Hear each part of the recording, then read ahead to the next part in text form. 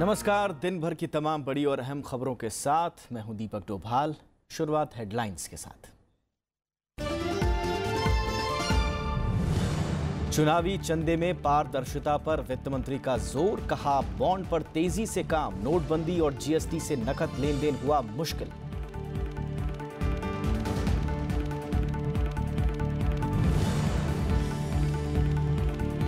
राहुल गांधी से मिले नीतीश कुमार, बिहार में महागठबंधन में दरार के बीच मुलाकात, कांग्रेस ने सुशील कुमार शिंदे को दी हिमाचल की जिम्मेदारी।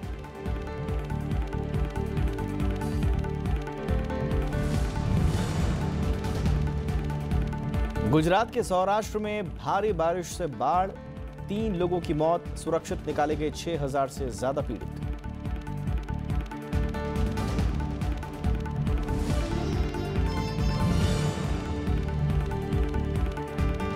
राष्ट्रपति और उपराष्ट्रपति ने देखी राज्यसभा टीवी की फिल्म राग देश। राष्ट्रपति भवन में खास प्रदर्शन, राजपथ पर हुई फिल्मी सितारों की अनोखी परेड।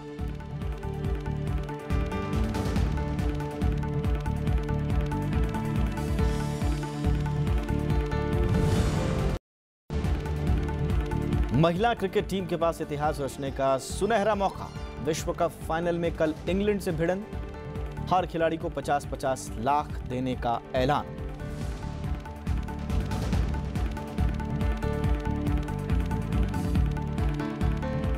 वित्त मंत्री अरुण जेटली ने कहा है कि नोटबंदी और जीएसटी से नकद लेन देन मुश्किल हो जाएगा।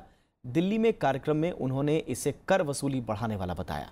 वित्त मंत्री ने कहा कि राजनीतिक चंदे से जुड़े बॉन्ड पर सक्रियता से काम हो रहा है। वित्त मंत्री अरुण जेटली ने दिल्ली इकोनॉमिक्स कॉन्क्लेव में नोटबंदी और जीएसटी को कालेधन के खिलाफ कारगर उपाय बताया। उन्होंने कहा कि दोनों उपायों से नकद लेन देन मुश्किल हो जाएगा और वाजिब कर चुकाने की राह खुलेगी।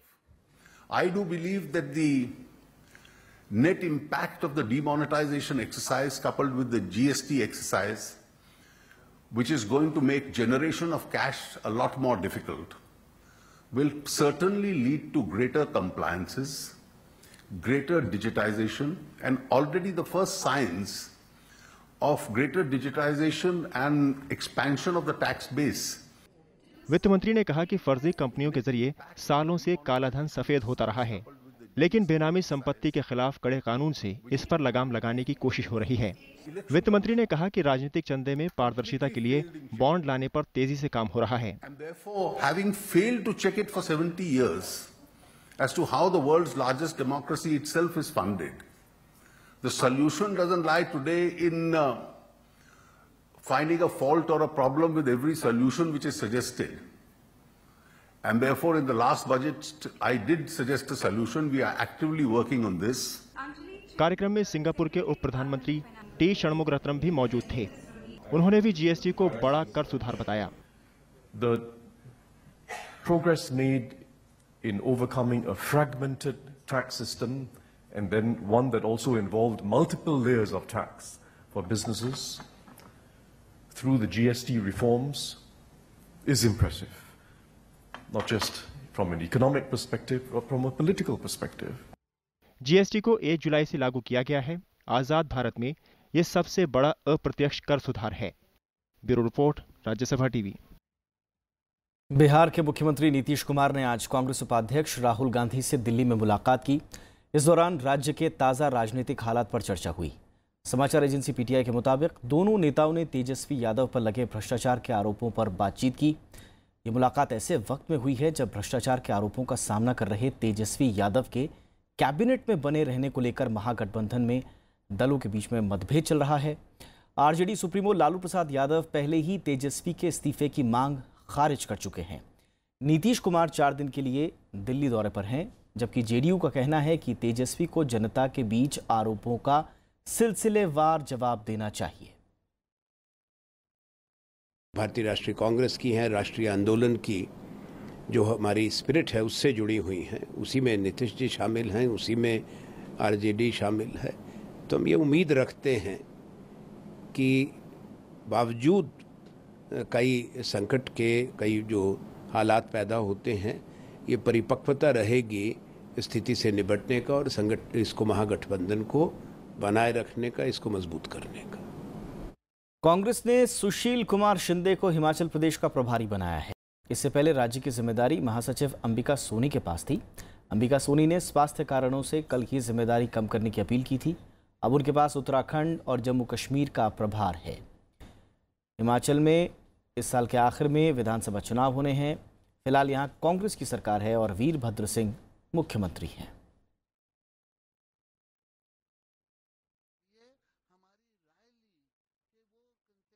जम्मू कश्मीर में पाकिस्तान की फायरिंग में एक जवान शहीद और एक घायल हो गया। वहीं पुलिस और सेना के जवानों के बीच मारपीट मामले में एफआईआर दर्ज की गई है। जम्मू कश्मीर में शुक्रवार को पाकिस्तान ने राजौरी और पुंछ में एलओसी पर भारी गोलीबारी की। इसमें एक जवान शहीद हो गया और एक घायल हो गया है। भारतीय सेना गोलीबारी का माकूल जवाब दे रही है। पिछले 10 दिन में पाकिस्तान की ओर से 18 बार संघर्ष विराम का उल्लंघन किया गया है। इसमें 9 जवान शहीद हुए हैं और 19 लोग घायल हुए हैं।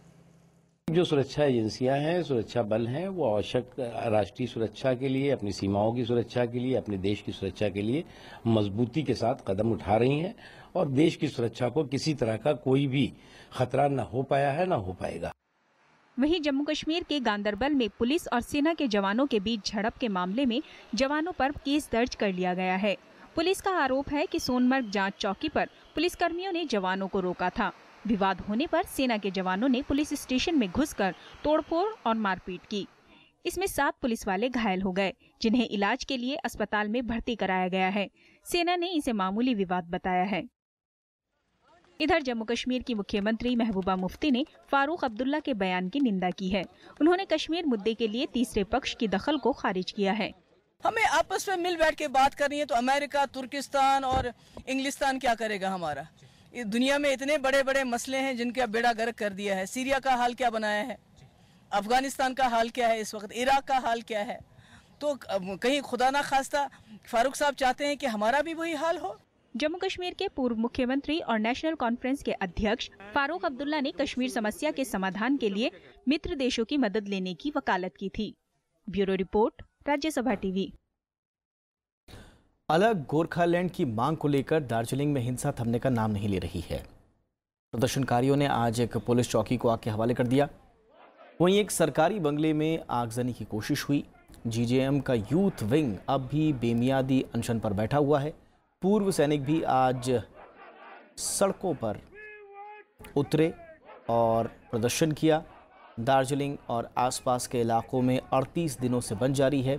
इंटरनेट सेवा 32 दिनों से बंद है। जीजेएम समर्थकों ने मजिस्ट्रेट के कार्यालय पर धरना दिया और अलग गोरखालैंड की मांग की।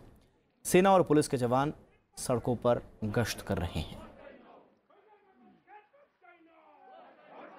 गोरखालैंड आंदोलन से जुड़ रही कोई भी घटना क्यों न हो, हमें संदेह है पुलिस उसको गोरखालैंड से टैग कर देगी और एक गोरखालैंड आंदोलन को दबाने की सबसे बड़ी एक ब्यूरोक्रेटिक लेवल में साजिश चल रही है।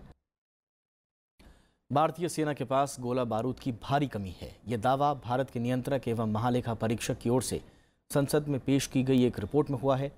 रिपोर्ट के मुताबिक ऑर्डिनेंस फैक्ट्री बोर्ड का कामकाज संतोषजनक नहीं है। बोर्ड 2013 में तय किए गए रोडमैप के अनुसार गोला बारूद की डिलीवरी करने में नाकाम रहा। विपक्ष इसको राष्ट्रीय सुरक्षा का मुद्दा बताते हुए सरकार से तुरंत कदम उठाने की मांग कर रहा है। वहीं सरकार का दावा है कि सेना किसी भी स्थिति से निपटने के लिए पूरी तरह से तैयार है।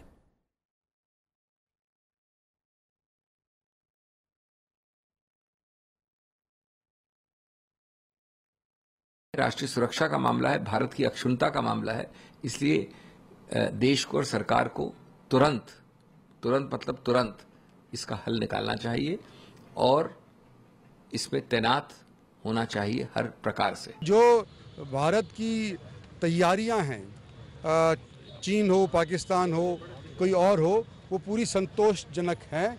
सीएजे की रिपोर्ट सही है। अगर आप प्लानिंग फिगर देखो तो 10 दिन हमारे पास इंटेंस रेट का एमिनेशन है। स्थिति इतनी बुरी नहीं है जितनी शायद मीडिया रिपोर्ट से लगेगी। फिर भी ये जरूरी है कि जो भी कमियां हैं उनको पूरा किया जाए। बेंगलुरु में चल रहे दलित सम्मेलन में आज सामाजिक आंदोलनों और बदलावों पर चर्चा हुई। सम्मेलन कल शुरू हुआ था। इसका आयोजन कर्नाटक सरकार कर रही है। इसके जरिए Congress party doctor BR Ambedkar की विरासत पर दावा जताना चाहती है। बेंगलुरु में डॉक्टर BR अम्बेडकर अंतर्राष्ट्रीय सम्मेलन में शनिवार को दलितों से जुड़े कई मुद्दों पर चर्चा हुई। इनमें सामाजिक आंदोलन, सामाजिक बदलाव, लोकतंत्र और प्रतिनिधित्व, धर्मनिरपेक्षता और सांस्कृतिक बहुलवाद शामिल थे। UGC के पूर्व प्रमुख सुखदेव थोराट ने चुनावी प्रक्रिया की समीक्षा पर जोर दिया ताकि वैधानिक निकायों में दलितों को स्वतंत्र प्रतिनिधित्व मिल सके। Dr. Baba Saheb Ambedkar was for separate electorate, so we can slightly modify it or we can keep it, but separate electorate which enable to send the scheduled caste representative who is independent in the parliament is the only solution, and therefore we will have to build up this demand as a matter of policy of reforming the existing system. रविवार तक चलने वाले सम्मेलन में दलितों के साथ आदिवासियों और अल्पसंख्यकों के अधिकार पर चर्चा हो रही है। देश और विदेश से 300 से ज्यादा वक्ता बराबरी के मुद्दे पर विचार के लिए जुटे हैं। अमेरिका में अश्वेतों को अधिकार दिलाने के लिए मार्टिन लूथर किंग जूनियर के बेटे मार्टिन लूथर किंग तृतीय ने शुक्रवार को इस सम्मेलन का उद्घाटन किया था। राज्यसभा टीवी से खास बातचीत में उन्होंने अमेरिका और भारत की मौजूदा स्थिति पर चर्चा की। I attempted to make some comparisons yesterday, as you stated, particularly around the issue of lynchings and mistreatment of minorities. The same kind of thing happening in the United States because of the America First stating of President Trump. And that means two different things. To black people, that means one thing. To whites or some whites, that means something else. 3 दिन के सम्मेलन की समाप्ति पर रविवार को बेंगलुरु घोषणा पत्र भी जारी होगा। इसमें सामाजिक न्याय को फिर से लागू करने की मांग होगी। श्याम सुंदर, राज्यसभा टीवी, बेंगलुरु। एक छोटा सा ब्रेक लेते हैं, जल्द हाजिर होंगे।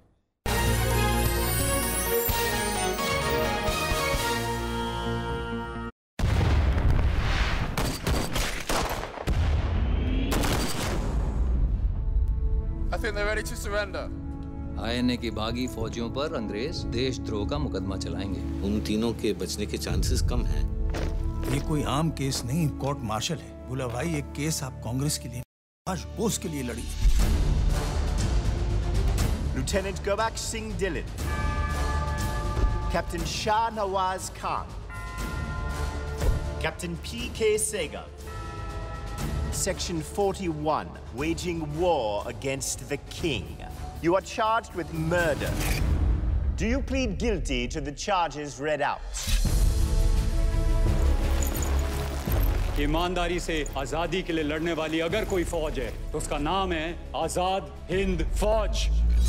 The safety, honor and welfare of your country comes first, always. British Indian Army hand you over to the Japanese Imperial Army. Hindustan और अंग्रेजों के बीच एक धागा था, वो टूट गया। इस बार कुछ ऊपर नीचे हुआ तो देश में बवाल मच जाए। अब जनता किसी अंग्रेज को नहीं छोड़ेगी। रात दिन अपने सीने विच वजदी आजादी दे राग नू बंद कर ला। अंग्रेजी अफसरों ने साडी हिफाजत नहीं की, तो वो हमारी वफादारी के हकदार किस तरह हो सकते हैं? आज हिंदुस्तानी फौज के पास अपना असली मकसद है, हिंदुस्तान की आजादी। तुम मुझे खून दो, मैं तुम्हें आजादी दूंगा। ये मुकदमा पूरी इंडियन नेशनल आर्मी का है। क्योंकि हमने वो दिन देखा है जब हमें ऐसा लगा था कि हमने हिंदुस्तान को वाकई आजाद कर दिया।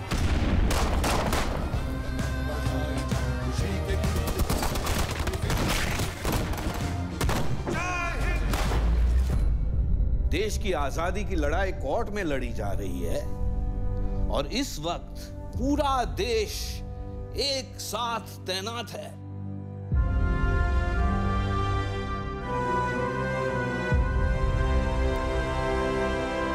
This trial and its judgment shall be remembered throughout history.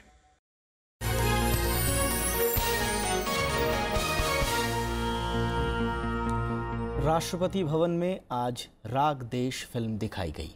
इससे पहले राजपथ पर फिल्म की स्टार कास्ट ने आज़ाद हिंद फौज की झलक दिखाई। फिल्म का निर्माण राज्यसभा टीवी ने किया है। राज्यसभा टीवी की फिल्म रागदेश की स्पेशल स्क्रीनिंग शनिवार को राष्ट्रपति भवन में राष्ट्रपति प्रणब मुखर्जी की मौजूदगी में हुई। फिल्म के प्रदर्शन के अवसर पर उपराष्ट्रपति मोहम्मद हामिद अंसारी, राज्यसभा के उपसभापति पीजे कुरियन और आजाद हिंद फौज के वीरों के परिजन भी मौजूद थे। इससे पहले रागदेश के अभिनेताओं ने आजाद हिंद फौज की वर्दी में दिल्ली के राजपथ पर परेड की। रागदेश फिल्म 1945 में आजाद हिंद फौज के सेनानियों पर मुकदमे की कहानी है। फिल्म निर्देशक तिग्मांशु धूलिया का कहना है कि ये बॉलीवुड की अन्य फिल्मों से हटकर है। तीनों के बचने के चांसेस कम हैं। ये कोई आम केस नहीं, कोर्ट मार्शल है। ये एक अच्छी हॉलीवुड फिल्म जैसे होती है, जैसे हॉलीवुड करता है अपने इतिहास के पन्ने से कोई चैप्टर उठाता है, उसको एक इंटरेस्टिंग मनोरंजक ढंग से, रोचक ढंग से लोगों को दिखाता है, वो फिल्में चलती है। हमारे देश में ऐसा होता नहीं। हमारे देश में हिस्टोरिकल बनाएंगे, उसमें भी नाच गाना करना शुरू हो जाता है। तो ये थोड़ा उस तरह से हिंदी फिल्मों का जिस तरह से चलन रहा है, उससे थोड़ा डिफरेंट फिल्म है। फिल्म के प्रोड्यूसर और राज्यसभा टीवी के सीईओ गुरदीप सिंह सप्पल ने कहा कि ये इतिहास के उस पन्ने को खोलती है जिसे लोग भूल चुके हैं। आज के दौर में देशभक्ति के मायने भी फिल्म के जरिए बताने की कोशिश है। हम उस दौर में हैं जब देशभक्ति का मतलब फेसबुक पे या व्हाट्सएप पे कुछ पोस्ट करना माना जाने लगा है। तो ऐसे दौर में जब देशभक्ति में सिर्फ सवाल पूछे जाते हैं कि तुमने देश के लिए क्या किया, ये फिल्म वो बताती है कि हम देश के लिए क्या कर सकते हैं। क्योंकि ये समझना बहुत ज़रूरी है कि देश है क्या। एक आज़ाद मुल्क है हम लोग, अपनी सरकार है, चुनी हुई सरकारें हैं, और ऐसे दौर में देशभक्ति के सिर्फ दो ही मायने हैं। एक कि हम अपना काम, जो भी हमारा काम है, उसको ईमानदारी से करें और अपने बाकी देशवासियों के अधिकारों के लिए खड़े हों, उसके लिए लड़ाई करें। देशभक्ति आज के ज़माने में यही है। और आज़ाद हिंद फौज यही कहानी है, क्योंकि इसमें जो लोग थे, आज़ादी के आंदोलन में कौन लोग थे? सुभाष चंद्र बोस ICS पास किए थे, गांधी जी बैरिस्टर थे, नेहरू बैरिस्टर थे, शहनवाज, ढिल्लों, सहगल तीनों फौजी अफसर थे अंग्रेज़ों के ज़माने में। तो ये इलीट थे, इनके पास सब कुछ था। ये सब कुछ छोड़कर देश के लिए लगे थे। इन्होंने देश से ये नहीं पूछा कि देश मेरे लिए क्या कर रहा है। इन्होंने ये सवाल नहीं पूछा कि तुम देश के लिए क्या कर रहे हो। इन्होंने कहा कि मैं देश के लिए जो कर रहा हूँ वो करूँगा। और मैं क्यों कर रहा हूँ? क्योंकि मैं अपने देशवासियों के अधिकारों के लिए लड़ रहा हूँ, अपने अधिकार के लिए नहीं लड़ रहा हूँ। तो ऐसे दौर में जब देशभक्ति को फेसबुक तक सीमित कर दिया है, ये फिल्म देशभक्ति के जो परिभाषा है उसको फिर से ढूंढने की कोशिश है। फिल्म में कुणाल कपूर, अमित साध और मोहित मारवा जैसे सितारों ने काम किया है। फिल्म 28 जुलाई को देश भर के सिनेमाघरों में रिलीज होगी। नवविक्रम सिंह के साथ मोहम्मद फातेह टीपू, राज्यसभा टीवी। गुजरात के सौराष्ट्र इलाके में लगातार हो रही बारिश के बाद बाढ़ जैसे हालात बन गए हैं। अब तक 3 लोगों की मौत हो चुकी है। सुरेंद्रनगर, राजकोट, मोरबी, अमरेली, जूनागढ़ और गिर सोमनाथ जिलों में पिछले 24 घंटों में भारी बारिश हुई है। सुरेंद्रनगर के चौटीला इलाके में 350 मिलीमीटर वर्षा हुई। मौसम विभाग ने अगले 48 घंटे में और बारिश की आशंका जताई है। NDRF के साथ वायुसेना को बचाव के काम में लगाया गया है। अब तक 200 से ज़्यादा लोगों को बचाया गया है। वहीं 6000 से ज़्यादा लोगों को सुरक्षित स्थानों पर पहुंचाया गया है। 10 स्टेट हाईवे के साथ कई सड़कें बर्बाद हो गई हैं। इलाके के कई बांध भी पूरी तरह से भर गए हैं।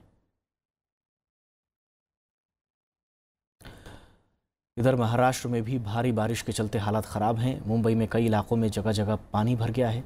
सड़कों पर पानी भरने से यातायात बाधित रहा। बांद्रा इलाके में भूस्खलन की भी खबर है। इधर उत्तर प्रदेश, बिहार समेत देश के कई और राज्यों में भी बारिश के चलते सामान्य जनजीवन अस्त व्यस्त है। हिमाचल प्रदेश के मंडी ज़िले में हुई भूस्खलन के चलते मंडी मनाली राजमार्ग घंटों बंद रहा। मौसम विभाग ने अगले 24 घंटों में राज्य के कई इलाकों में भारी बारिश की आशंका जताई है। और वहीं असम में रफ्ता रफ्ता हालात सामान्य हो रहे हैं। सबसे ज़्यादा लखीमपुर, विश्वनाथ, बारपेटा, मोरीगांव, नगांव, कार्बी आंगलोंग, गोलाघाट, जोरहाट, शिवसागर और कछाड़ ज़िलों के 90,000 से ज़्यादा लोग बाढ़ की मार झेल रहे हैं। 20,000 हेक्टेयर ज़मीन में खड़ी फसल पानी में डूब गई है। हज़ारों लोग घर बार छोड़कर राहत शिविरों में रह रहे हैं। बाढ़ के चलते आज भी एक शख्स की मौत हुई। राज्य में अब तक मरने वालों की तादाद 76 हो गई है।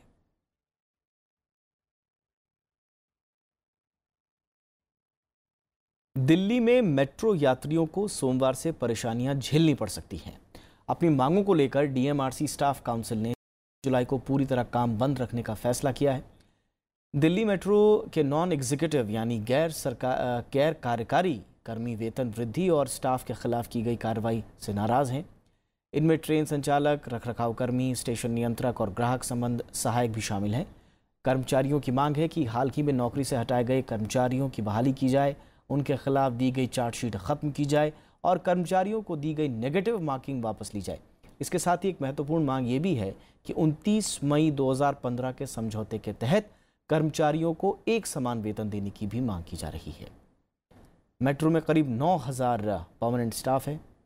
कर्मचारियों का कहना है कि रविवार शाम को वो यमुना बैंक स्टेशन पर इकट्ठे होंगे और अगर उनकी मांगें नहीं मानी गई तो सोमवार से कोई भी काम पर नहीं जाएगा। दिल्ली मेट्रो के मुताबिक एचआर विभाग काउंसिल की डिमांड को ध्यान में रखते हुए व्यावहारिक तरीके से हल निकालने की कोशिश कर रहा है। तीसरे वेतन आयोग की सिफारिशें सरकार मान चुकी है और सैलरी के मुद्दे को जल्द ही सुलझा लिया जाएगा। बिहार के सासाराम में आज रेल लाइन के ऊपर बन रहे पुल का खंभा ढह गया। इसमें 2 मजदूरों की मौत हो गई जबकि 5 घायल हैं। मृतकों के नाम नाथन और फैदुल हैं। सभी मजदूर पुल बनाने के काम में लगे हुए थे। इससे गया मुगलसराय रेलखंड पर ट्रेनों की आवाजाही पर असर पड़ा है। यह हादसा सासाराम स्टेशन से महज 100 मीटर की दूरी पर हुआ।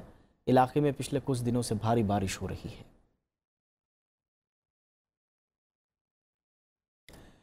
रविवार को आईसीसी महिला विश्व कप क्रिकेट के फाइनल में इंग्लैंड से भिड़ने के लिए भारतीय टीम पूरी तरह से तैयार है। सेमीफाइनल में ऑस्ट्रेलिया को मात देने के बाद टीम का हौसला बुलंद है। मिताली राज की अगुवाई वाली टीम अगर ये मुकाबला जीतती है तो ये एक नया कीर्तिमान होगा। इससे पहले 2005 में भारतीय क्रिकेट टीम फाइनल में पहुंची थी, लेकिन ऑस्ट्रेलिया के हाथों इसे हार का मुंह देखना पड़ा। मौजूदा विश्व कप में भारतीय टीम ने बेहतरीन प्रदर्शन किया है। बीसीसीआई ने प्रदर्शन से खुश होकर सभी खिलाड़ियों को 50-50 लाख रुपए देने का ऐलान किया है। सपोर्टिंग स्टाफ को भी 25-25 लाख रुपए मिलेंगे। लॉर्ड्स के इसी मैदान पर 1983 में भारतीय पुरुष टीम ने मजबूत वेस्टइंडीज को हराकर पहला विश्व कप जीता था।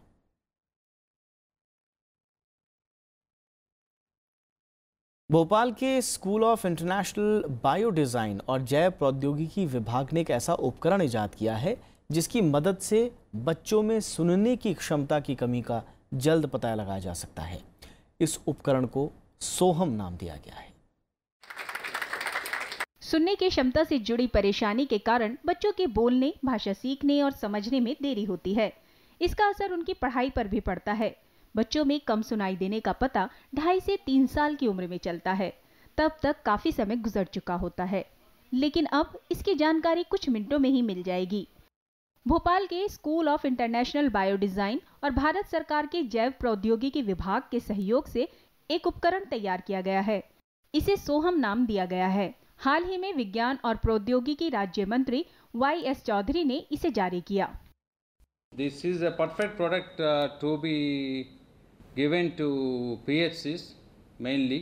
Every primary health center we can deploy so that we can make it as a mandatory test of this and prevention. Not only this area, and any preventive is much better than attempting to cure something after getting the disease. दरअसल ये उपकरण मस्तिष्क की प्रतिक्रिया के सिद्धांत पर आधारित है। कानों तक पहुंचने वाली ध्वनियां इम्पल्स के रूप में मस्तिष्क तक पहुंचती हैं। जांच के लिए शिशुओं के सिर में 2 इलेक्ट्रोड लगाए जाते हैं। फिर उन्हें हेडफोन के जरिए 50 डेसिबल जैसी कमजोर ध्वनि सुनाई जाती है। अगर शिशुओं को ये ध्वनि सही तरह से सुनाई देती है और इम्पल्स मस्तिष्क तक सही तरह से पहुंचता है तो इलेक्ट्रोड से जुड़े छोटे स्क्रीन में ध्वनि संकेत तरंग के रूप में दिखाई देते हैं। ऐसा नहीं होने पर ध्वनि 75 डेसिबल तक बढ़ाई जाती है और फिर स्क्रीन पर उसकी प्रतिक्रिया जांची जाती है। So this is a very simple device and the gold standard technology called as auditory brainstem response, and we can just conduct this test in 90 seconds. आंकड़ों के मुताबिक भारत में पैदा होने वाले 1000 में से 5 या 6 बच्चों में कम सुनाई देने की बीमारी होती है।